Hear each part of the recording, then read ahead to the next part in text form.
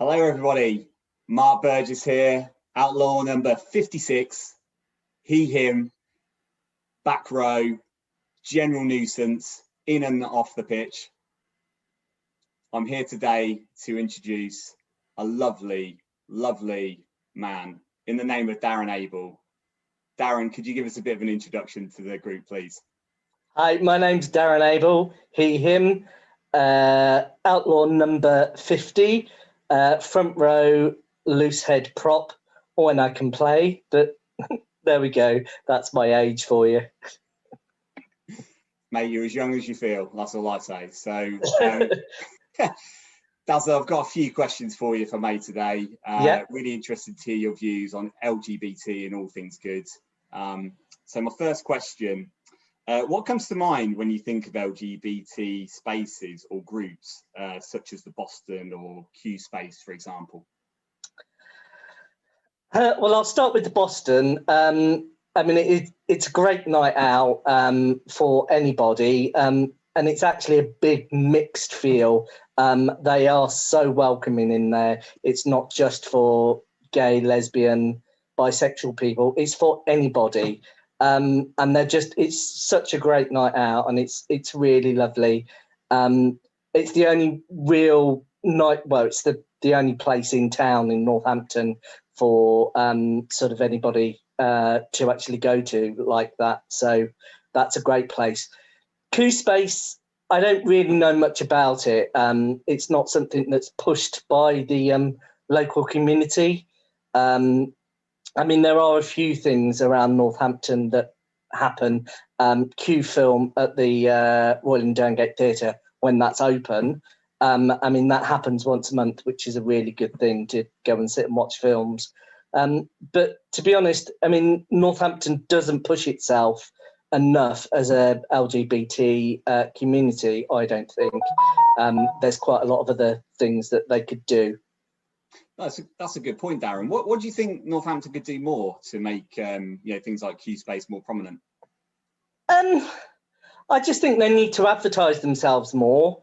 They need to just get out there and do more. Maybe on a Saturday, just go round the town centre, or have a stall in the town centre, or do something else. I mean, it's very rare that you see anything posted about them on Facebook or Twitter or anything, unless it's from one of us that actually posts it. You don't see anything from them. It's just, I think they need to promote themselves a lot more, and they need to push themselves more. Like we do, we push ourselves quite a lot. It's very rare to see anything from any LGBTQ groups in Northampton, unless it's for a pride event or something like that. I completely agree, mate. It feels like a bit of a tick box exercise sometimes, doesn't it? And I think, the Outlaws do it with pride, as we well know. All our events, in the ones that I've attended, have always been done with pride and passion and enthusiasm. So I'd agree, mate. As a council tax-paying fellow like yourself, mate, I'd love to see a few more, a bit more, involvement from the council to kind of spread the good message that you guys and the team are pushing. So yeah, I forgot to say in my introduction, I'm actually part of the committee. I'm the secretary for the club, so I'm sort of part of the trying to push things for the club, and that's sort of part of my remit, as sort of we just have to get out there and push ourselves more. Let's not forget general DIY man as well, mate. Come on, don't do yourself a disservice. I try. You succeed, mate. You succeed. And I'm going on to the Boston point as well, mate. Looking forward to those, pound a drink Fridays again, mate. It's been a long time since we got involved in those, right? Yeah, so am I. Brilliant. So, second question, mate, is so when you think of a traditional rugby club, what images come to mind for you? Very male orientated, very leery, not very welcoming sometimes.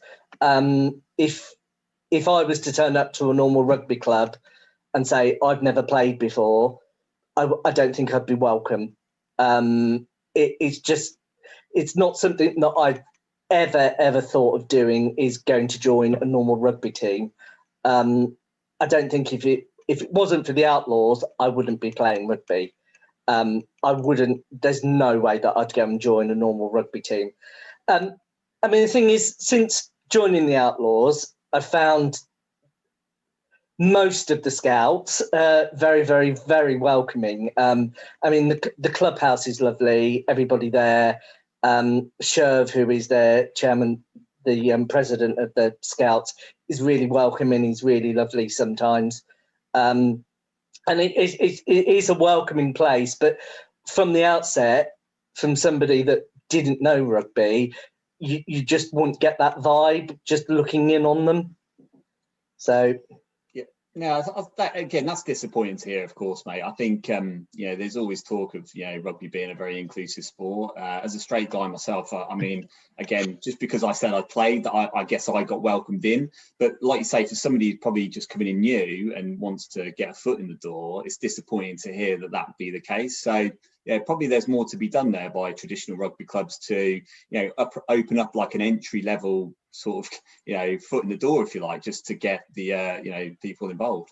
Yeah, no, I think there is. I think they need to be more inclusive. I mean, the thing is, because it's normally just a male sort of dominated sport, and they sort of very buddy, and I just find sometimes it's just like, there is no way in for sort of a gay player to try and get into there unless you're really, really good, which I'm not.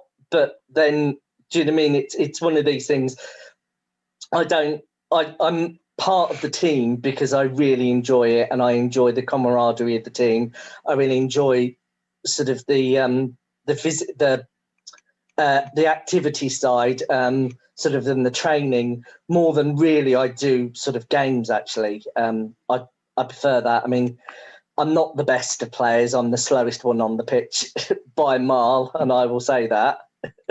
But I mean, it's one of these things. I mean, I would never have started unless I was sort of pushed to come into play for a gay team. So it's one of those things.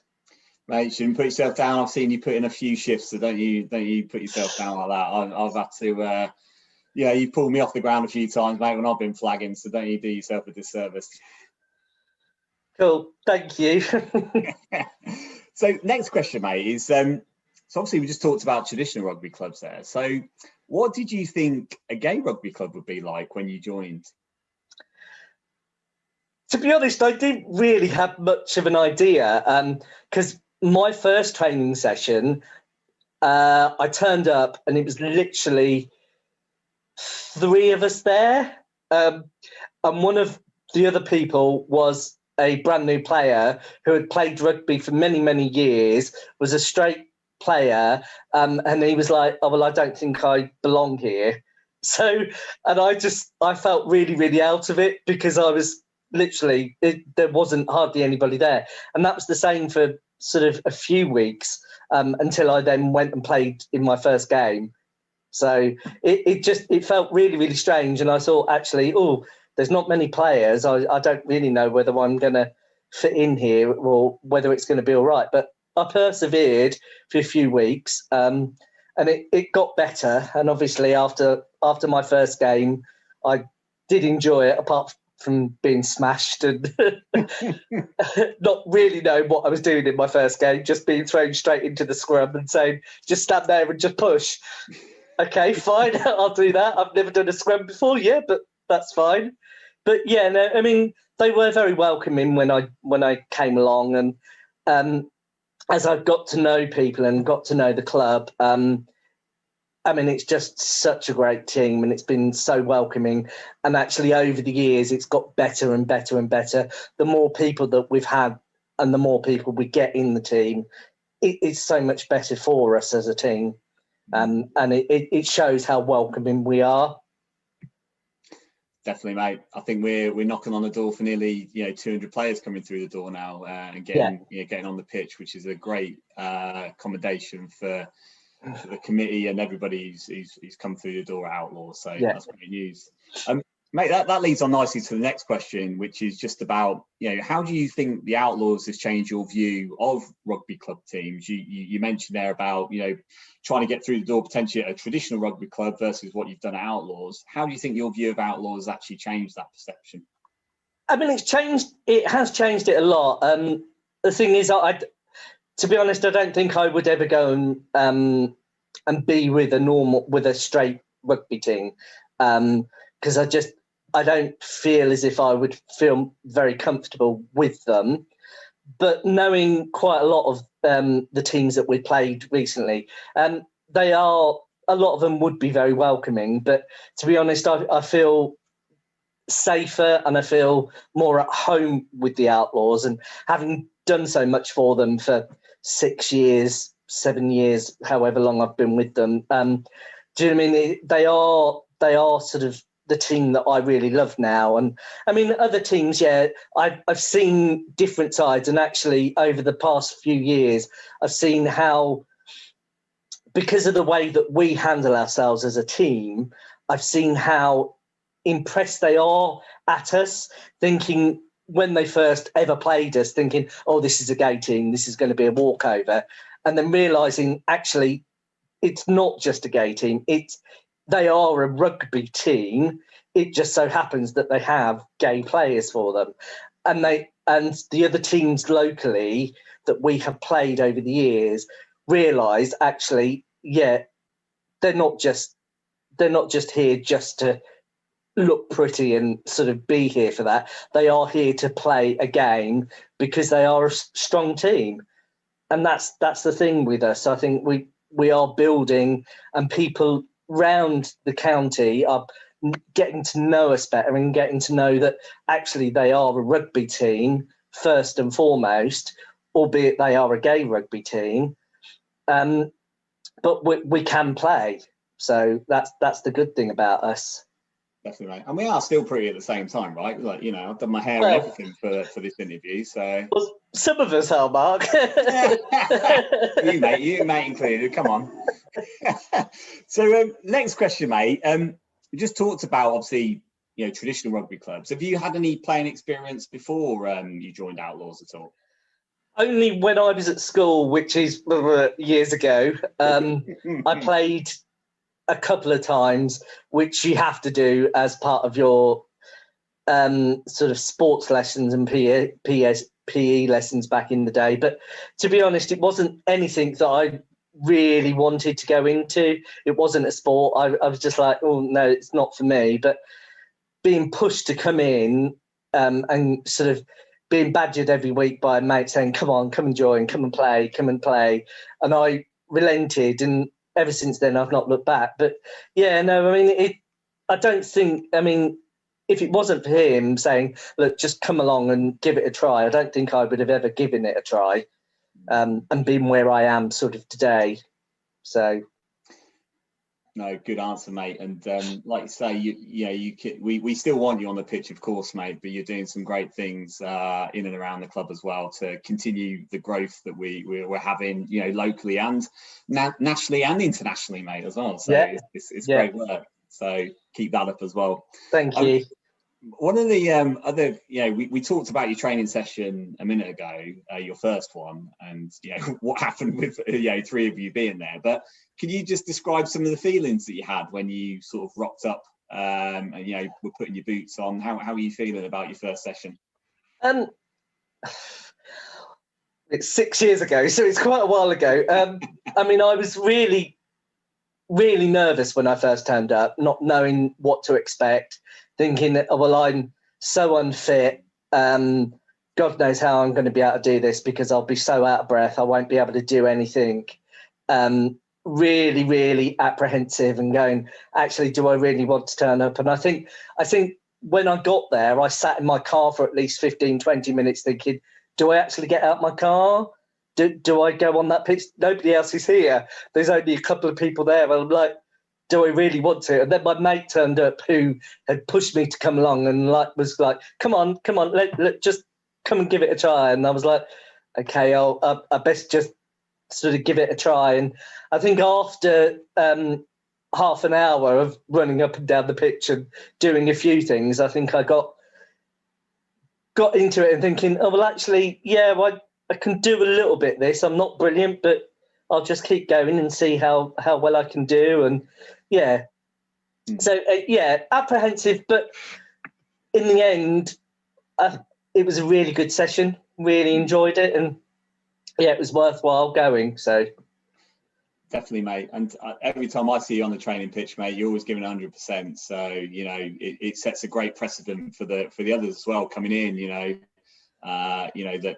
Training is where you learn your creed and where you improve week on week, right? When we can actually get back on that training field. So it's good to be setting that example, mate. As and I say senior in the nicest phrase as a compliment, mate.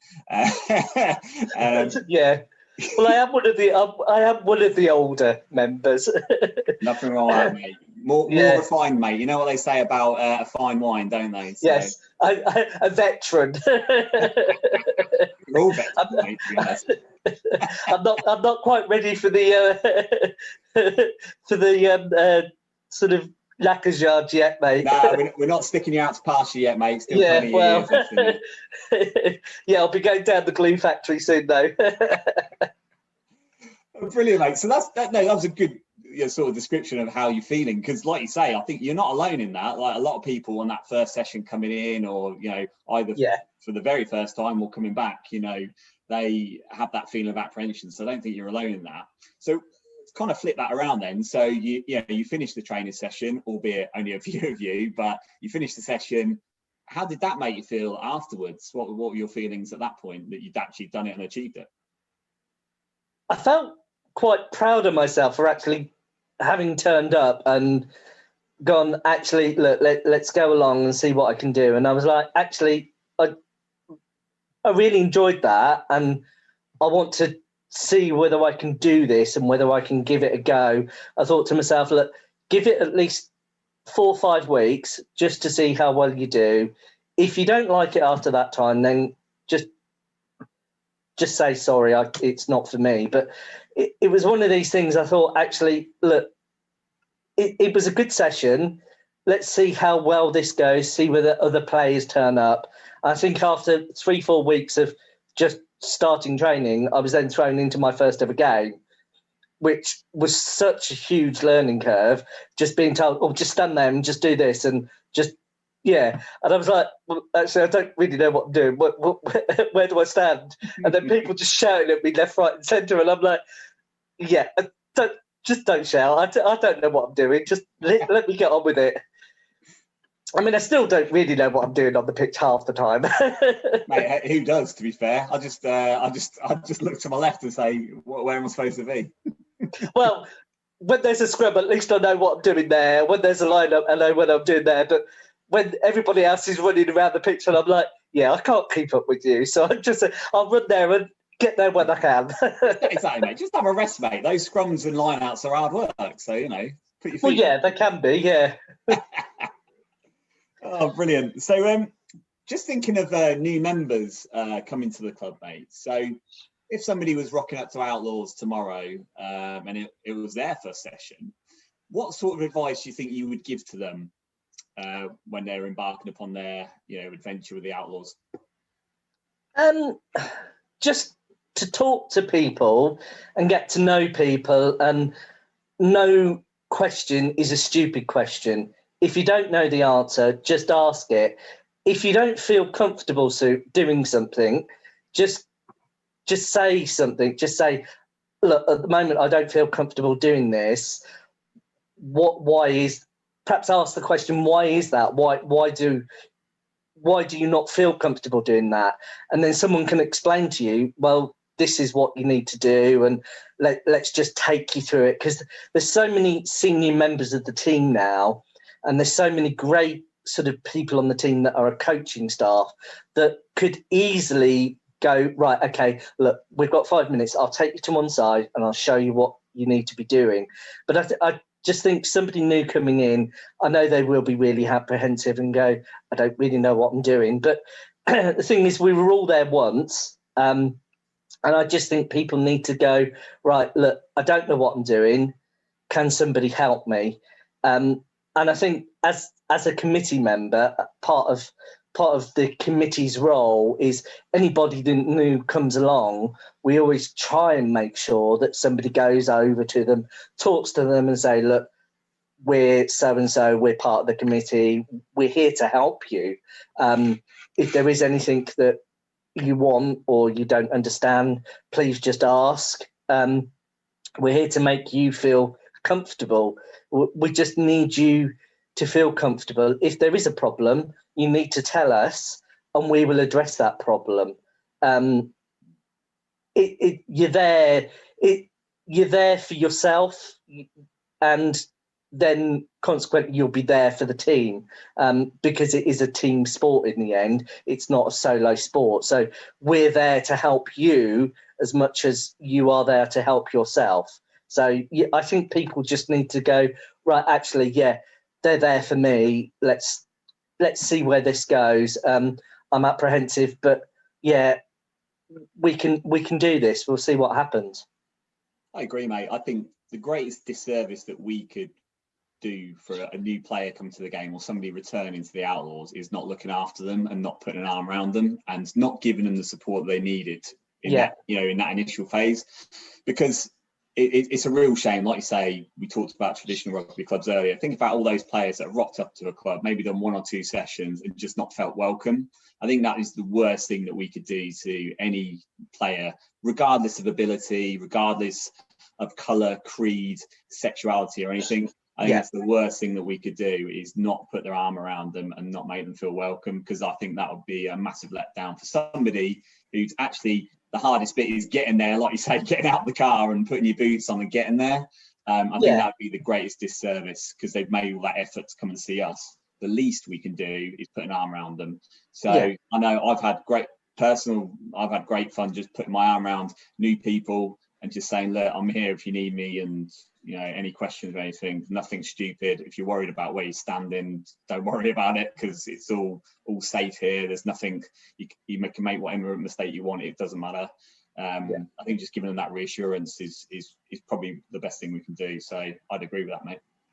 Cool. Yeah. So final question, you probably will be pleased to hear, is if you could describe the Outlaws in 3 words, how would you describe us? Keep it clean. That's quite difficult, because it's hard to describe such a brilliant rugby team. But friendly, welcoming, outstanding. I think that it's difficult to sum up the Outlaws in 3 words, because it's such a great team. And my time with this team has been brilliant. I mean, I've been on the committee quite a few years now, and actually seeing the team building up as it has done over the years, and the amount of players that we've got, and the improvements in training facilities. Because when I started, we was at men's zone, which is out in the sticks, and it was a nightmare. The pitch was horrible. The changing rooms were absolutely diabolical. But we then moved to the Scouts, which I found absolutely amazing. And the Scouts have actually been really welcoming, and we've actually got our own changing rooms now, which have all been done up. And it feels we feel part of that club, whereas at men's zone we never did. And I think over the years I've seen the improvements in the club and how far we've actually grown as a club, and knowing where the club wants to go, and just trying to keep pushing the club. Because I mean, I think in a couple of years' time I'm not going to be able to play anymore, especially with my knees and my health. But I will still be there as part of the club, trying to push the club forward and helping the club and doing as much for the club as possible, because it's such an amazing place. Excuse me. And I just think, I mean, it's hard to describe it in 3 words, but that would be what they would be. Good, mate. Very, very well summed up there. So yeah, I can't disagree with any of that. I think it's a really good summary. So mate, this is that concludes the interview. You'll be pleased to hear. This is part of a pass it on initiative. So I don't think I can still pass. I don't know about you, mate, but my passing is very rusty after what? Well, I've never been able to pass. I'm in the scrum. I just push people out the way. So yeah, we don't need the ball, mate. Don't need any of that fancy stuff. Let's just get in scrums and do line outs, mate. That's where we're best fit. So we'll try not to knock this on, but yeah, this is the pass it on. So I'm pleased to have been able to get the opportunity to speak to you, Dazzler, and give you an interview. It's really good to hear your thoughts and how you come into the club. So I think that's been fantastic. But the pass it on now is actually for me to pass the ball or the interview ball to you to now go on and speak to one of our other fellow outlaws. And I hope you'll have as much fun as I did interviewing your good self, mate. So thank you very much, Mark. It's been lovely. Thank you. It's been a pleasure, mate. Up the Outlaws. Kiss the badge. Namaste.